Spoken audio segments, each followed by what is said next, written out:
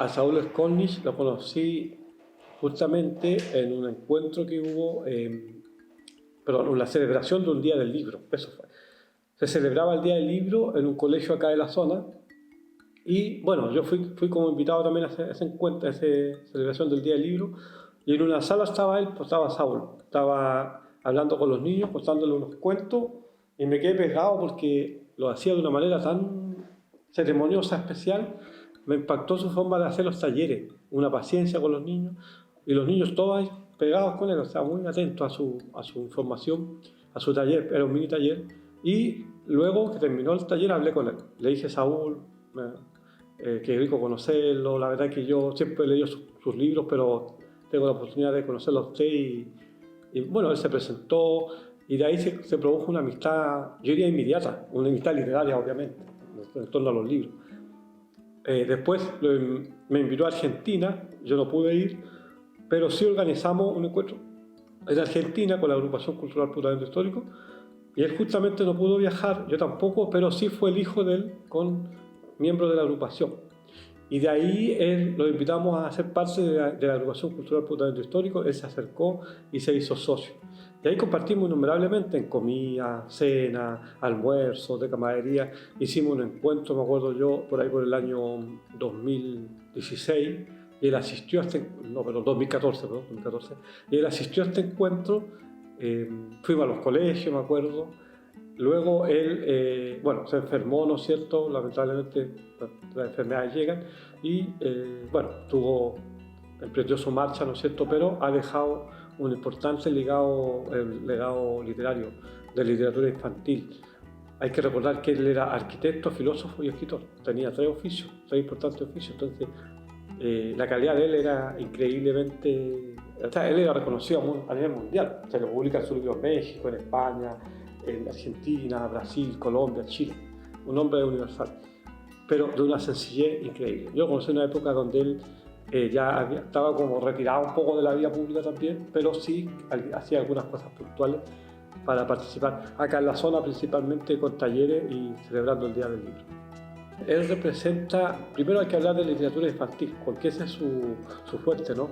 Recordar que él en Colombia se ganó el primer lugar en un concurso internacional de literatura infantil y al año siguiente sacó el segundo lugar. Entonces es un personaje muy importante de la literatura y acá en Aconcagua él dejó una profunda huella, ¿ya? Sobre todo sus talleres que le hacía a los niños, porque él lo invitaban de muchos colegios, él iba a donde más podía ir, a su año igual le costaba desplazarse, ¿no es cierto?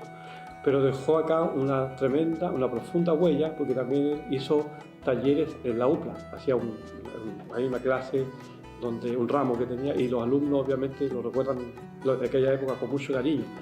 En el caso de nosotros acá en Putaendo tuvimos el privilegio de que él llegó a vivir a Putaendo, ¿no? Me contó una vez la historia porque se había venido a vivir a Putaendo porque él, por ahí por fines del año, mediados del 2000, fines del 2000, a él lo asaltaron en su casa en Santiago y buscó un lugar tranquilo para vivir.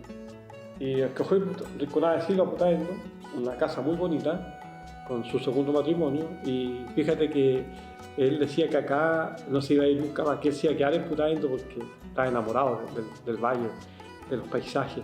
Y así lo corroboramos porque él participaba en todos nuestros encuentros, él iba a los concursos literarios, hacía los cafés literarios, me acuerdo de aquella época, y dejó un legado muy importante. ¿Ya? Yo creo que es él indudablemente el escritor más importante que hemos tenido en nuestras tierras hablo a nivel nacional, a nivel internacional. Y más sobre todo de su literatura infantil, que es lectura obligatoria en los colegios.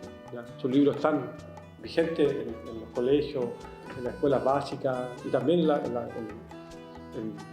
educación media. Entonces un tremendo escritor. Su literatura, si bien es cierto, claro, era como infantil, pero él también el mensaje era para los adultos.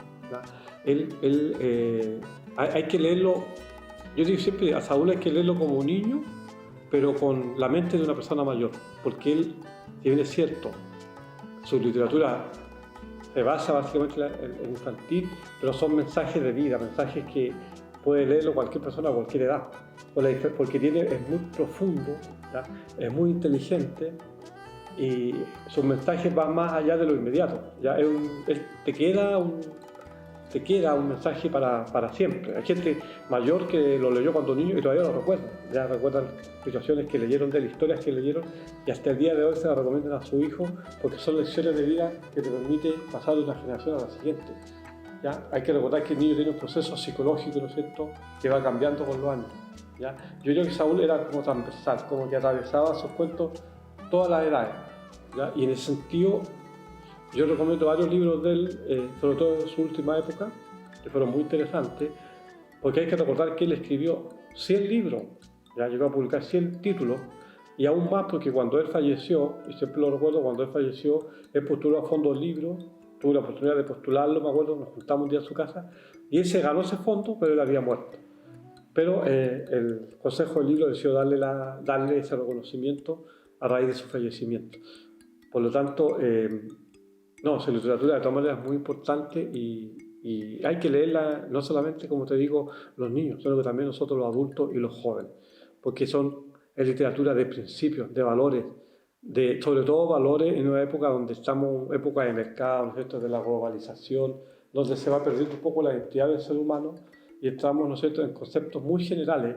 Él logra ubicar al niño, ¿no es cierto?, en un contexto histórico, social de su época. Y de ahí él toma valores como el cuidado de la naturaleza, de la tierra, el agua, ¿no es cierto?, el sistema de la televisión. Él abarca un número de temáticas que son importantes y están tan actuales como hace 10, 20 años atrás. Entonces, su literatura es muy actual, por lo tanto, muy recomendable para los colegios y para todas las edades.